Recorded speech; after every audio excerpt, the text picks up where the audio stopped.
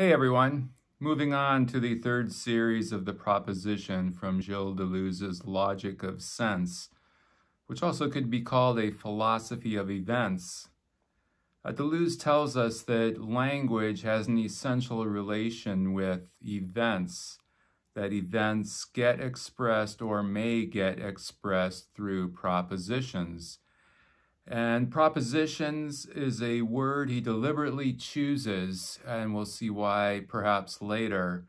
Of course, Deleuze wrote in French, and I'm working off the English translation, but the word proposition is the same in both languages.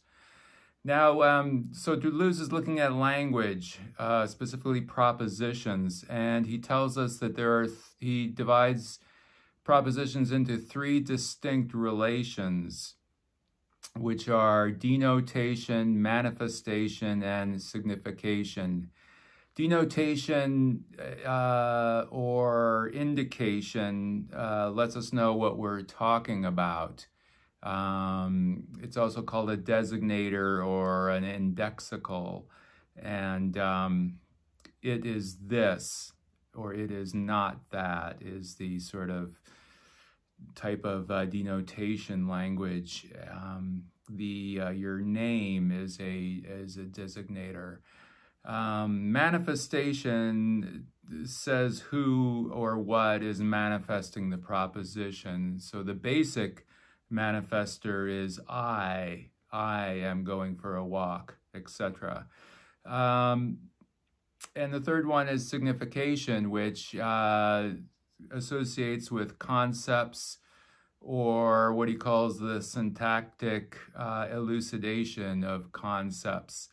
So that's basically the meaning of the proposition. Now he gets quite detailed into these three different parameters and basically goes round and round and kind of concludes that it's circular.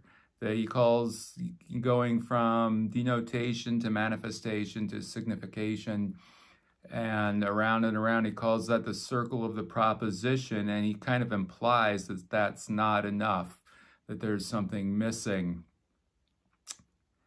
And possibly that might be because he's attempting to use language to talk about language.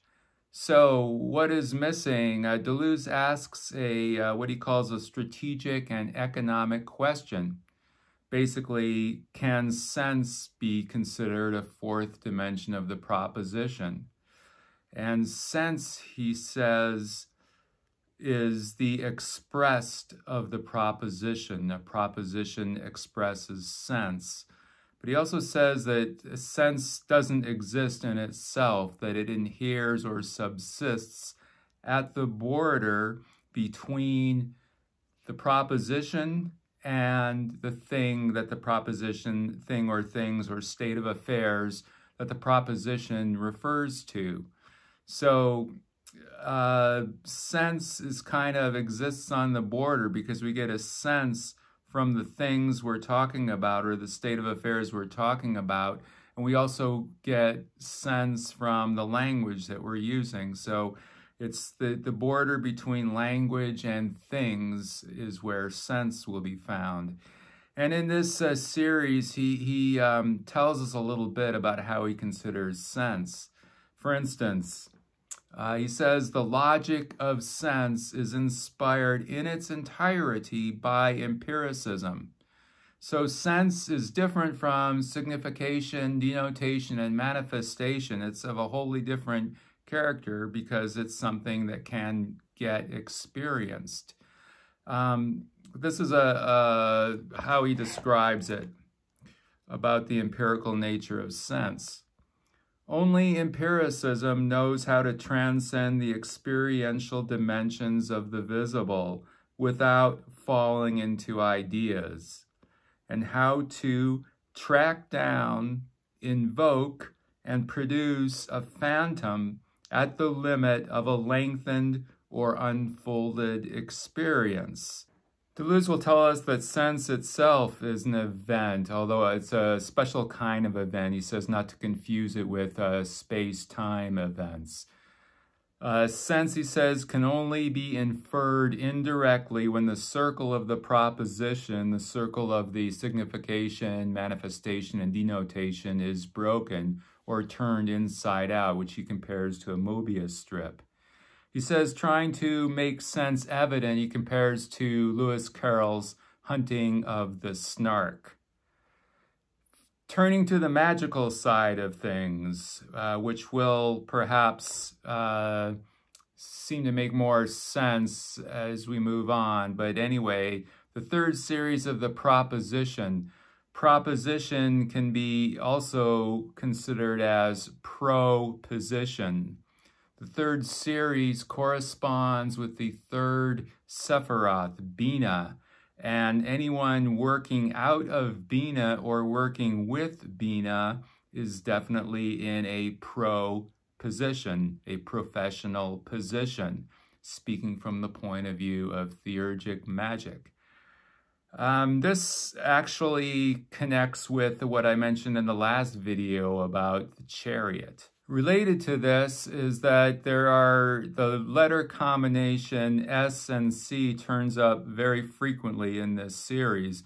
That is, two adjacent words whose initial letters are an S or a C right beside each other. For instance, he talks about syntactic connections, certain signifieds, signifying concepts, Carroll's snark hunt, and the letter C and S is capitalized in that.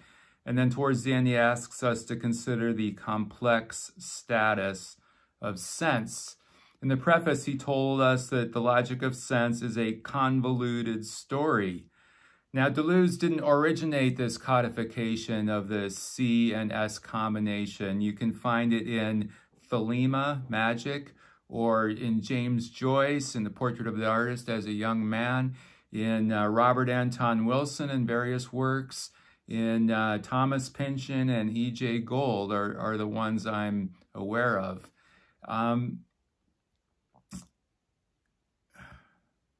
I'll post a link in the description of a essay I wrote several years ago. It could be updated, but it'll give sort of my speculations on the CS letter combination.